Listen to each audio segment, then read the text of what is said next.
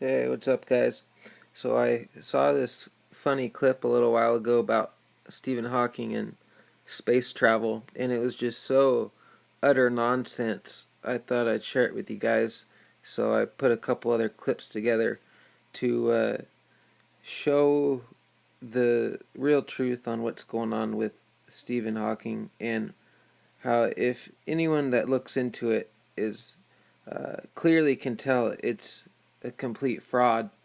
And I saw a channel that was talking about how he has lived so long, and so many people watched it, so many people have thumbed it up, and it just goes to show you how many people are unaware and deceived of what's going on, and how they just don't look into anything, investigate it, even question it to really realize what the truth is and how it is. So that's another thing that kind of motivated me to make this video. I mean, there's just simple things like this, even this supposedly documentary, and he's not even eating. Look at as she puts the food into his mouth, all you can see is his glasses. They're zoomed right in on his glasses. That's not weird at all, you know. And then when you go and look back at it, you could see what she just did right now. She just shoves it up kind of to his nose and takes it back away. Look in his glasses, and you could see it right here. She just puts the food up to him and then brings it back down. Clearly seen in his glasses reflection.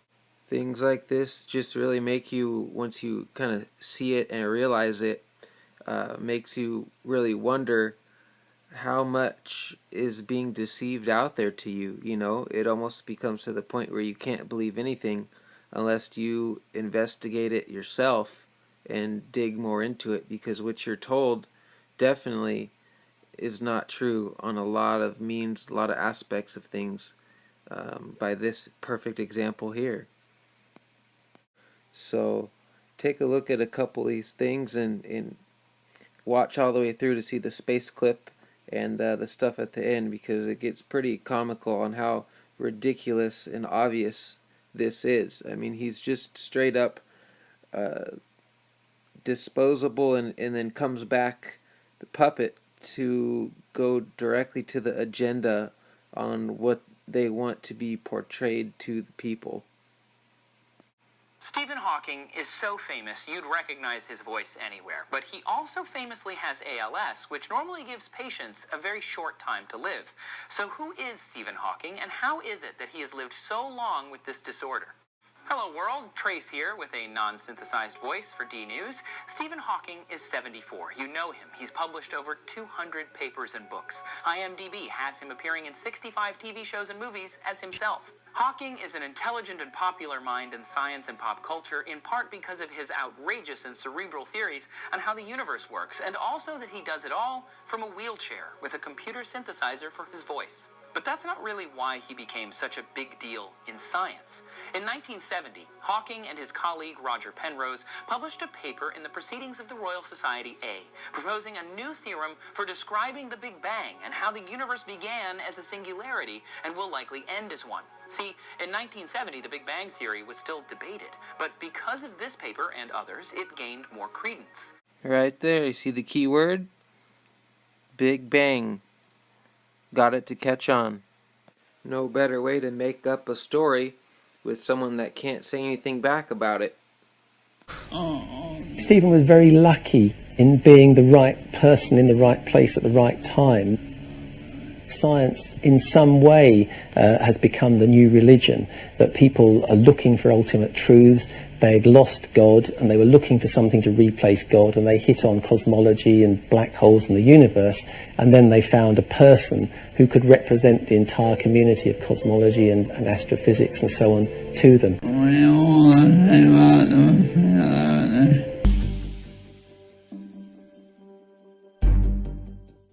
The world-renowned British physicist, Stephen Hawking, has made a prediction about humanity. According to the scientist, the human species will not last for another 1,000 years until it escapes Earth to inhabit some other planet in the universe. During the session, Hawking emphasized on how scientists should keep looking into the space for the future of humanity and that people should continue to show interest in space. I've been lucky. I've lived an extraordinary life, exploring the universe and attending the odd party or two. But imagine I could go anywhere and see anything. Well, in this bad boy, I can. Give me a break! Join me on a fantastical trip to my favorite places. After all, why should astronauts have all the fun? We've all seen computer animations of the Big Bang, the big explosion, the flying galaxies, and then us. But that's not right. It was far more elegant and strange. To see what really happened, I'm going to wind back time. As we go back, everything converges.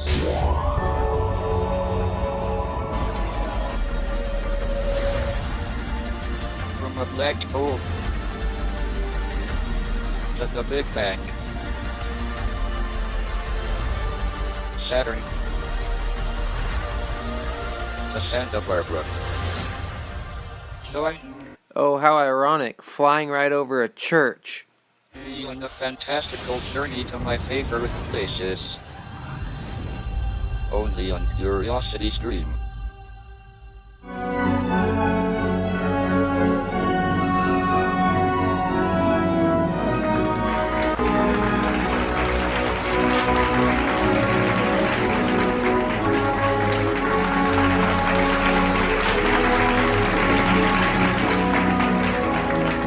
Dreadful disabilities prevent Stephen Hawking from speaking a word, but he's risen above them to become a brilliant mathematician and teacher. Using a computer-driven voice synthesizer, he's told the world how the universe began, and now he's seeking the ultimate theory of how it works.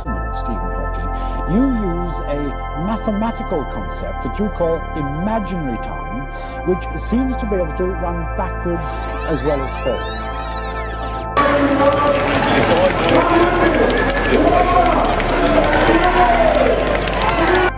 In our theories, there are two kinds of time. There is what is called real time.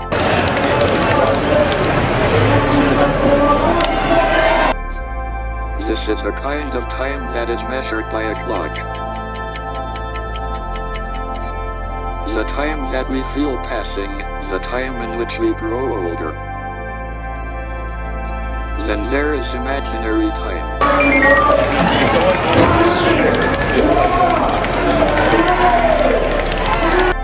Of course, imaginary time is an idea that science fiction writers, like Arthur, have used in their stories.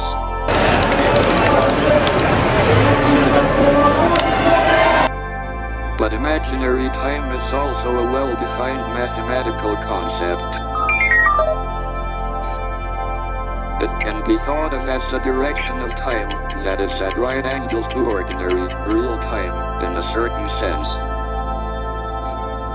The universe has a beginning in real time, at the Big Bang.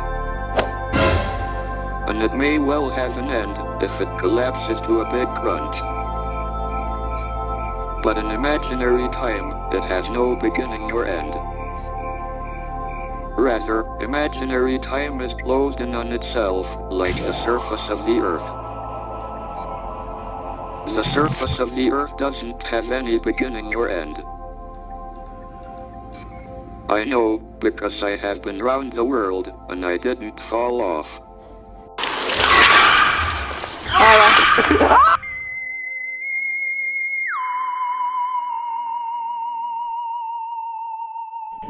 In the late 1970s, black holes were sexy.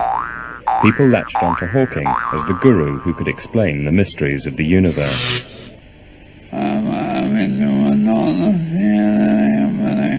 You wouldn't see anything special if you passed inside the black hole.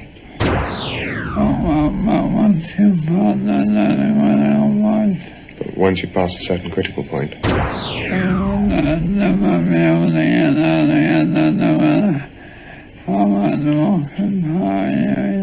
Then you'd never be able to get out again no matter how much rocket power you use. Hickory dickory dock. The mouse ran up the clock. The universe is huge. Yeah, I'd like to order number 4 with a large French fry and a Coke. And, Steven, what do you want? Okay, I'd like a Whopper with cheese. Hold the tomato. Large French fry. And a large Coke. What's that, Steven?